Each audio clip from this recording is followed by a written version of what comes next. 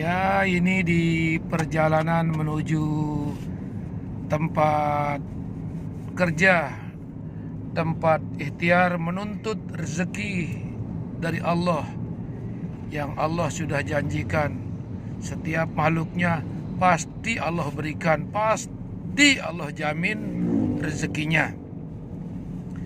Ya, setiap kita, setiap makhluk punya hak atas rezeki yang Allah sudah janjikan. Pertanyaannya, seringkali kita tidak mengambil hak kita dengan cara yang benar. Bahkan kita lebih mengarah kepada dengan cara yang batil. Di kiri kanan kita begitu indah hamparan-hamparan ini. Seharusnya ini adalah kita tetap mengucapkan Alhamdulillah. Alam kita yang begitu makmur, yang begitu subur, yang orang bilang tongkat dan kayu jadi tanaman. Remah lipah loh jinawi. Tuh lihat. Ya. Seringkali kita mengambil yang bukan hak kita. Ini yang jadi masalahnya. Ketika yang bukan hak kita ambil, maka menjauhlah yang memang hak kita. Sebaliknya, ketika kita menghindari, katakan tidak pada yang bukan hak kita, maka apa yang terjadi? Hak kita yang sebenarnya dipercepat datang menjemput kita. Demikianlah janji Allah. Dan janji Allah itu maha benar. Maha benar Allah dengan segala firman-firmannya. Sadaqallahul azim. Saudara, dimanapun berada, seringkali kita membaca, sebelum membaca Al-Quran, kita mengucapkan A'udzubillahi minas syaitonir rajim. Bismillahirrahmanirrahim.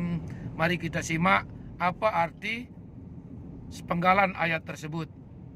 Aku berlindung dari segala godaan setan yang terkutuk. Dengan menyebut nama Allah yang maha pengasih lagi maha penyayang. Jadi memang setan ini adalah makhluk yang sangat-sangat cerdas, sangat-sangat pintar, dan karena kepintarannya akhirnya mampu membuat kita menjadi terpedaya, terperosok, dan menjadi pengikut setianya. Dan ketika kita sudah menjadi pengikut setianya, tentu dengan segala kenikmatan dan iming-imingnya, maka kita untuk keluar dari pintu setan itu seringkali kita agak kesulitan. Untuk itulah sebelum apapun itu kita sering dengan membaca Auzubillahi minasyaitonirrajim. Dan kita berlindung atas kejahatan, atas kecerdasan liciknya daripada mas syaiton ini. Lalu Bismillahirrahmanirrahim.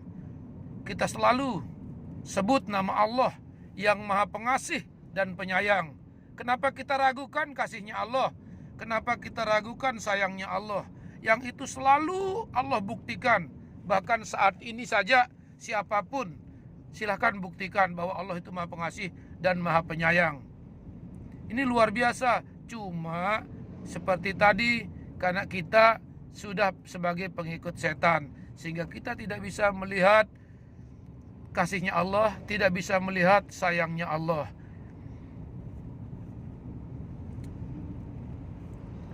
Coba bayangkan, banyak orang selalu mengukur hidup dengan cara, yaitu dengan rezeki. Sepertinya kalau dia banyak rezeki, dia pikir hanya dia diberikan rezekinya oleh Allah. Hati-hati, itu namanya istidrat. Istidrat. Nah, ini kita sudah dikeruh. Semoga pikiran kita tidak keruh. Istidrat ini berbahaya, saudara-saudara. Saat kita punya, kita menganggap diri kita karena kehebatan kita mendapatkan apa yang kita mau dari Allah. Padahal tidak seperti itu. Jika kalian kumpulkan kayu-kayu di hutan jadi pena, jika kau jadikan lautan menjadi tintanya untuk mengukur nikmat Allah, maka itu masih seperti setitik debu di padang pasir. Bayangkan, tidak akan mampu kita ukur nikmat Allah itu. Silahkan itu dilakukan, silahkan itu dibuktikan. Coba lihat jari kita, begitu indah Allah berikan. Bagaimana kalau jari kita tidak mempunyai engsel? Maka jari kita tidak bergerak, tidak bisa memegang apapun. Coba pejamkan mata 5 detik saja, maka apa yang terjadi? Maka kita tidak akan pernah melihat apa yang namanya warna. Pun kita ditanya bagaimana warna uang, apa yang namanya kuning, apa yang namanya merah, kita tidak akan pernah tahu.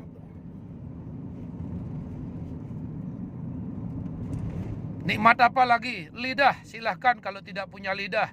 Senikmat apapun makanan yang hadir, entah itu keju, singkong, martabak, maupun kurma, madu, maka tidak akan pernah kita rasakan nikmatnya. Apalagi nikmat pendengaran, Masya Allah, luar biasa. Kita bisa menanda orang. Siapa yang berbicara dari seberang, kita tahu, oh ini si Haji Mapada, oh ini si Dianip Mandarais yang punya suara. Itu akibat apa? Dari nikmat telinga dan nikmat suara. Ini baru segelintir, bahkan sedebu dari sepadang pasir nikmat yang Allah berikan. Lalu kenapa kita ingkar? Kenapa kita bersedih? La tahzan, jangan bersedih. Ayo kita terus di jalan Allah, kita terus tegakkan agama ini dengan sebaik-baiknya. Carilah Islam yang kafah, masuklah Islam dengan cara yang kafah, dengan cara menyeluruh. Jangan setengah-setengah, jangan separuh-separuh, jangan sekedar-sekedar, karena Allah akan nanti memberikan kita jadinya juga sekedar-sekedar. Jauhi riba, saudara-saudaraku dimanapun berada. Kenapa Indonesia ini sekarang menjadi bangsa yang diangkat keberkahannya? Karena riba inilah sebabnya. Oke lah, itu Indonesia terlalu besar untuk kita coba kalkulasi. Mari dihitung di diri kita. Siapa yang berbuat riba, nyata ujungnya adalah akan dimiskinkan oleh Allah. Dan riba itu lawannya adalah sedekah. Siapa yang bersedekah, nyata Allah akan balas itu berlipat-lipat. 1 kali lipat, 7 kali lipat, 7 kali, 70 kali lipat. Dan itu sudah dibuktikan oleh siapapun. Masalahnya, kenapa barang yang sudah